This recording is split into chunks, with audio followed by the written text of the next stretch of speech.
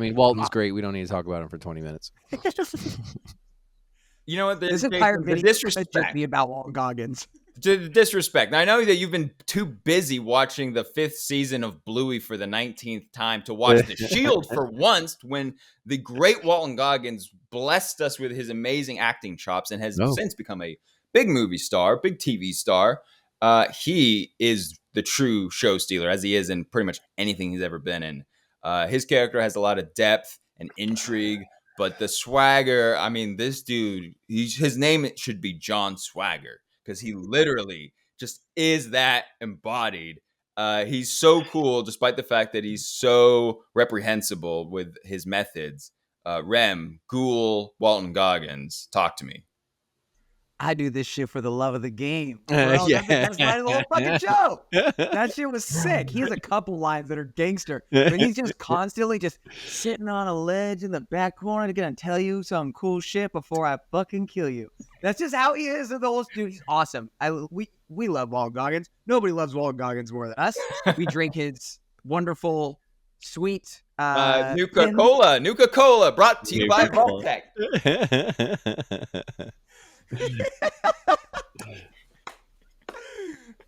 Yes, Walton Goggins is great. A genuine, true soul of a human. You get that vibe from any sort of video that he's ever been in outside of, and his characters are awesome. He puts a ton of effort into his acting, and it shows. And he's the best part of this show by a mile. He's a cool Western and gunslinger ghoul who has no moral code, and you get a great backstory with him, and that's like not entirely tied up, but you see what he becomes and what he starts as, and that his storyline I think is done really well. Oh yeah, and I love he has so many badass moments. I love his gun and the noise it makes. That thudding kind of boom sound. Great TV show character. I mean, this dude is an awesome TV character in every TV show he's ever been in. The Shield, FX, he's in the other FX show. He's also in Sons of Anarchy as a trans woman. Oh my god, yeah! He's got a giant rack as a trans woman that one of the Sons of Anarchy hooks up with. Is a fucking brilliant character. Oh my god. There's also that other show. It's not, I want to say Gunslinger, but it's not Gunslinger. It's like shit. I'll put it up here. But there's another show that he's in. He's in Righteous Gemstones. Oh yeah. Oh, dude, he's an incredible filmography. Oh yeah. And I'm really happy to see him doing a role that he obviously just really sank his teeth into and really enjoys doing. So he's fucking awesome. He's the best part of this show. Great job on Amazon Studios for getting him. I agree. Yeah, the casting on him, and I think he was like the first cast member. They were like, we got to just nail this character, and this person will fill in around him. Yeah, the range, like how, like his character, he's being a ghoul in the end, and he had to be that, the gunslinger TV show kind of guy too. And then, of course, his character like in the real world before the bomb. So yeah, him playing him was 3 different personas that whole movie, or the whole series. But trying to think of the scene that really won me over, and I think it's when he's doing the shootout in Philly, and he is eating the tomatoes and like just spitting them out as he's just like shooting everyone, and his swagger that he's like walking around in, and just that I feel like scene really defines him as his whole character, because it shows how smart he is. He can take all this gunfire, and then he's funny. He sits down next to the guy. He's like, I'd offer you a tomato, but you got a hole in your neck. The fucking great line. Yeah, and Buddy is just kind of, and then he just kind of slowly just slides off. But it's just like, and then he walks around, and yeah, of course, those bullets and those guns are so badass during that. And then he just reaches in his pocket, throws a handful of caps into the air. That's for the tomatoes, I love that. And then, of course, Maximus showing up, and then him not being defeated by this Brotherhood in the metal armor. It's like he's able to, do his little things around him. See his foot stuck in there. It's like, oh man, they don't train you in these things like they used to, and then slits a little gas line or something to his helmet. And it's like, that's the defining of his character. It shows how good he is, his moral code that he has, and then that that he's still like pursuing this this bounty. And yeah, I'd say a lot of it rests on his shoulders, but I mean it's almost even between him and Lucy, man. She carries this, but not as much as Howard. There we go, not old Howard. That fight sequence was so dope between him and a very just, it looks like a shanty marketplace from Fallout. I believe it's Diamond City is like that's the first city you go to. And it's exactly like that town, the way they design it. But that was like a really cool practical fight for the most part. And then at the end, and it's like there's so many just montage slow-mo 50s song playing, and then like after a while I'm just like, can we get back to the it just after a while, can we get back to the practical fight? Every time the 50s music came on, it slowed down, raging, like boner every time. Like, yes, I live for these things. You mean raging pimple that explodes when it pops? Anyway, Lucy, Jason, you mentioned Lucy. I think were you two surprised at her character? I was surprised because I was like, we live in a day and age of the powerful woman that can do everything and is perfect at everything, and she was a very relatable, great arc of going from innocent to extremely experienced at the horrors of the world. And I felt like her story arc was handled very well, even though I thought the family stuff was stupid. Her nativity during the entire thing was just perfectly done. And then, yeah, referencing that scene again where she comes out and, oh man, the speech that she delivers when she has the gun at Howard, it's like, I see there's escalating of violence right here, and I'd like to remove this person from this, and how she's like diplomatically trying to tell this ghoul bounty hunter, not to hurt this guy. And he is just smirking and kind of laughing it off the whole time. And I feel like, and it's like even the woman too, with that, like how she just is so laughable as far as some of her theories in this world where you think that you've been raised on doing the right thing is all that matters, and this world doesn't have any of that, and how she goes from that to what she goes to at the very end. I mean, even cutting Buddy's head off, like I was like, nope, she's definitely not going to do it. And then she rolls up her sleeves and does it. And then even later, like looking at the head by campfire and kind of like playing with the hair and stuff like that, I'm like, oh wow, you've really embraced this wild kind of world very quickly, which I love that about her. And but she still kept some of that, like, do you want to have sex? Like, I thought that's because she doesn't see sex as a weird thing. This is, we procreate. Because the first scene is her marrying the dude next door or at the next vault, to further their vault race. So she has this mentality of just, we are the saving America. Lucy has she has Zooey Deschanel energy. Mm-hmm. She kind of looks like her haircut similar. I thought, and she has that very strong charm to her. She's so naive at parts that I was almost like, I hope you die.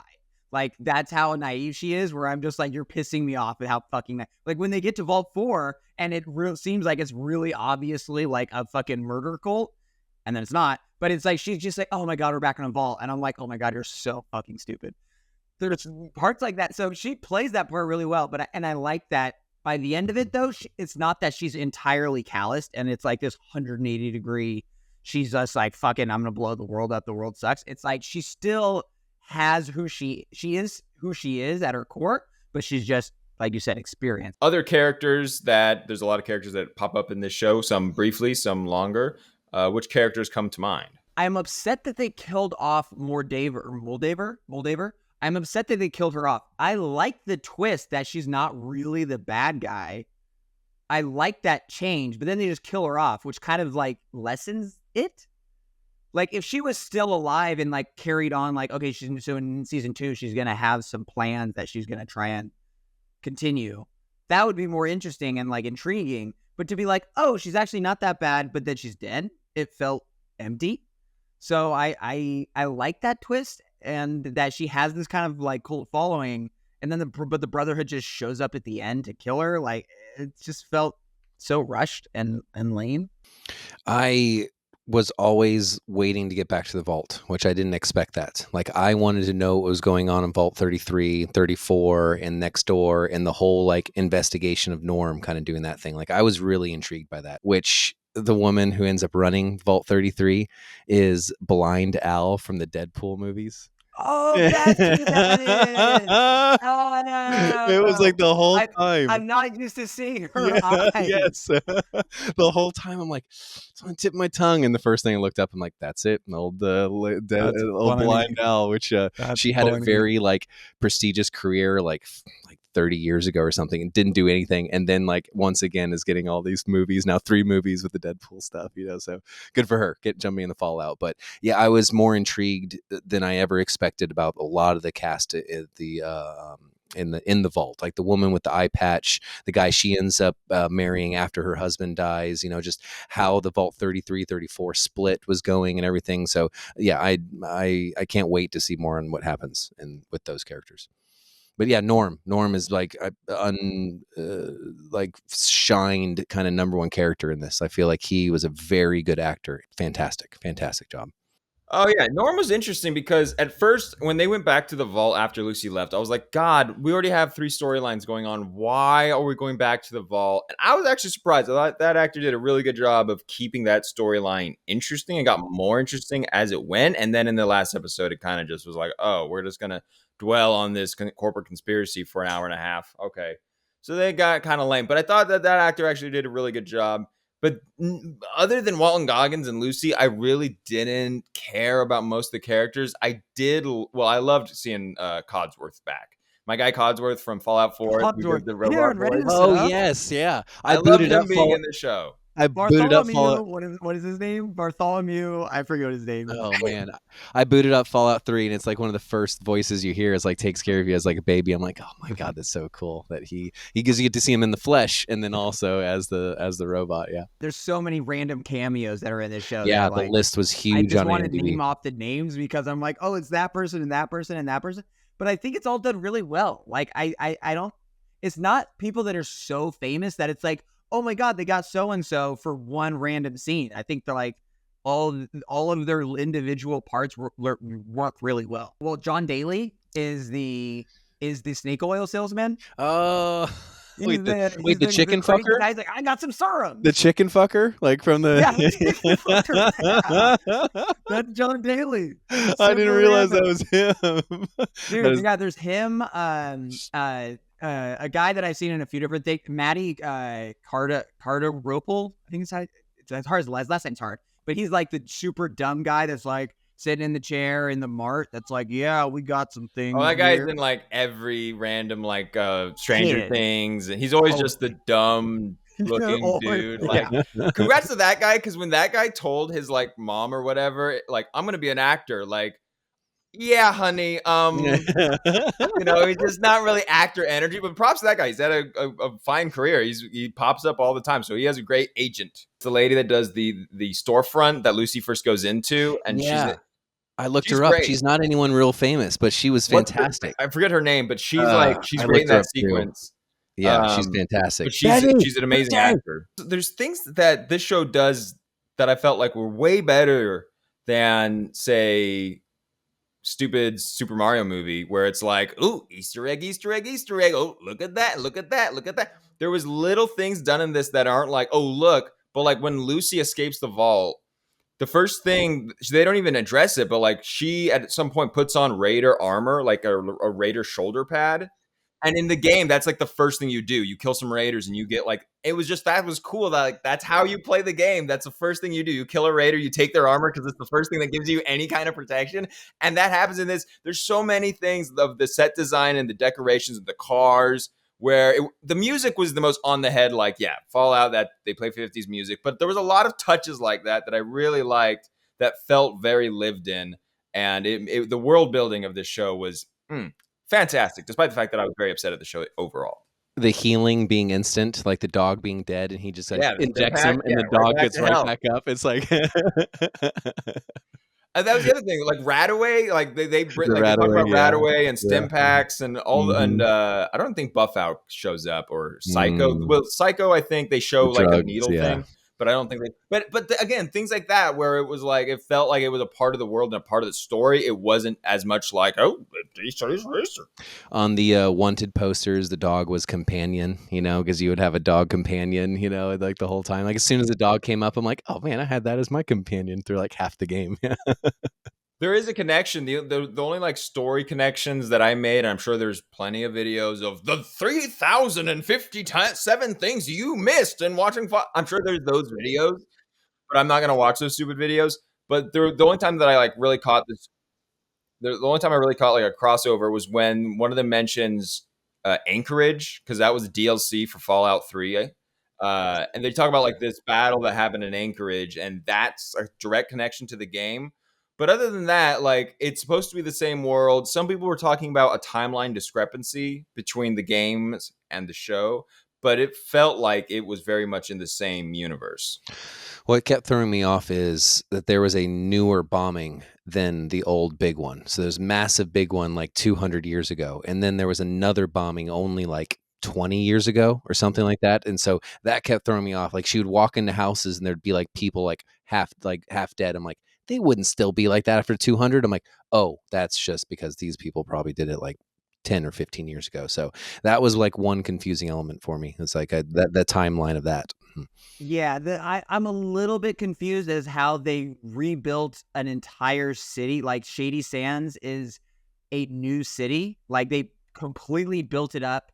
And I mean, there's like skyscrapers. Like somehow, I don't know, the details seem a little fuzzy of like, how did you, when everything else around you theoretically was still fucked, you built up an entirely new city that people were going to? And radiation too. Like there's got to be mass amount of radiation, no power. Yeah, there's no power. There's no like running water. There's no like all that sort of stuff too. So yeah, was it existing buildings that just didn't fall during that time that they added maybe, to? I guess. Yeah, it seems a little bit odd. I don't know if they're going to tie those. It's not like the end of the world that they would need to tie the loose ends up. But there was some timeline things and like some little details that I felt like were kind of glossed over. So Fallout, as players of Fallout 3 and 4, love the video games. Two of the greatest video games of all time. This was, I felt like a faithful adaptation to the feeling, the look, and the world. I felt like it fell short when it came to the actual story that was being told and the dangling modifiers that were out there of what actually is going on and all that. I felt like was disappointing. The question is, would you recommend the show? A show about the apocalypse with a 1950s aesthetic, but with a slightly modernistic, futuristic tech take, and mutants and zombies. Who would you recommend this show to? Would you recommend the show? How do you feel about the show, Jason? 100. I would recommend this to anyone who didn't play the game and has played the game, because it does have that Nolan feel. It is very grand. There's some great wide shots. There's some great world building. So, I mean, my wife, not even knowing what this franchise is, was excited about watching every episode that she stayed awake for.